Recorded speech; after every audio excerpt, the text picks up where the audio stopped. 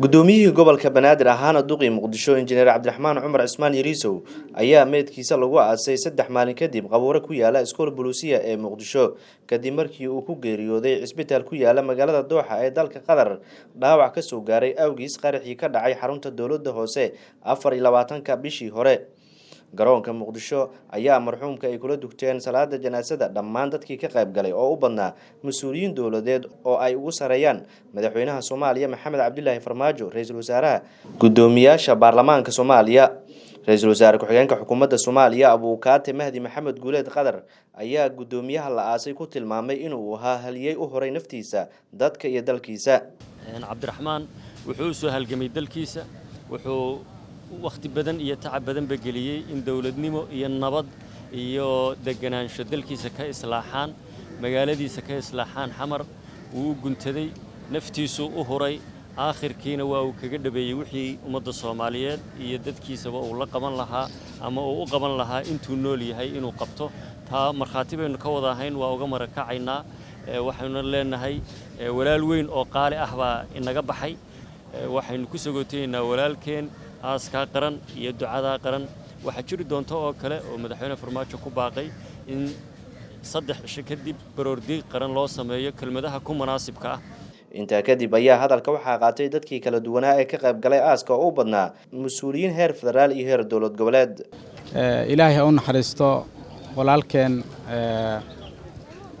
Cabdiraxmaan walaalkeen Yariisow gudoomiyihii gobolka Banaadir duqii magaalada Muqdisho gacanka xaq daranaa dishay insha Allah waxaan rajaynaynaa asagoo dadkiisa iyo dalkiisa u adeegayo dhintay Ilaahay subxaanahu wa ta'aala ha u naxariisto runtii waxaan u tacsiyeenaynaa ugu horeyntii ehelkii iyo qaraabadii xaaskii iyo carruurtii waalidkii waxaan kale u tacsiyeenaynaa dhammaan ummadda Soomaaliyeed geerida naxdinta leh oo ay ugu horeeyaan madaxda qaranka mas'uuliyiinta qaranka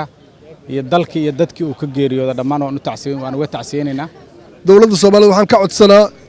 oo shacabka Soomaaliyeed wakiil uga ahay oo afkeedu ku hadlan ka codsanaa injineer Yariisow inay laba arrimood u suubiyaan in asiga taalan lagu aqoonsado ama wada lagu aqoonsado oo calaamadiisa ay soo magaciisa suulin inay wadada magaalada Muqdisho uga sameeyaan familka oo ka tagay inay dawladdaas daryeesho intaas ka codsanaa dawladda Soomaaliyeed barlabaad waxaan Ilaahay ugu tuugayaa inuu Ilaahay jannadii ka waraabiyo wuxuu ahaa wanaagsan buu ahaa shahiid buu ahaa gacan waxaad sheeg xaq daran Ilaahay jannada geeyo howlihii oo waday ahaa shaqadii gobolka way socotaa way sii soconaysaa waxaan aad iyo aad uga tacsiyeynaa ummadda Soomaaliyeed dhammaan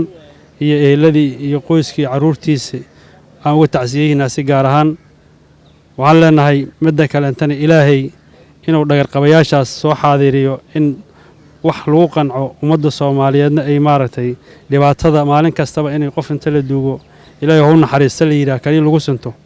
wax ka bedelan in la helo ayaan aad u jeclaalahayn si ay ummadda Soomaaliyeed dhaqaaqayaashaas dhibaatada wada hadii la qabto kuwa dhibkaas ka shaqeeyay berita looga maarmo ama beri loogu gudbo dhibaato kale inay mareegaan ummadana ay dhib kale u geystaan insha Allah waxaan rajaynaynaa baaritaanka socdo mid ummadda ku qanacdo oo xaqa in Ilaahay ma aragtaya oo ku soo gabagabeeyo xaqana Ilaahay iftiiniyaan leenahay cid kasta arintaas ku lug leedo dhibaatadaas ka shaqeysana Ilaahay iftiiniyo Al-Shabaab ayaa hore u sheegtay mas'uuliyadda qaraxii ka dhacay xarunta dawladda hoose ee Xamar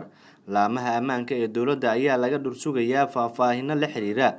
qaabka uu dhacay weerarkaas iyo cidda ka dambeysay Maxamed Yaxya Jiino dalka TV Muqdisho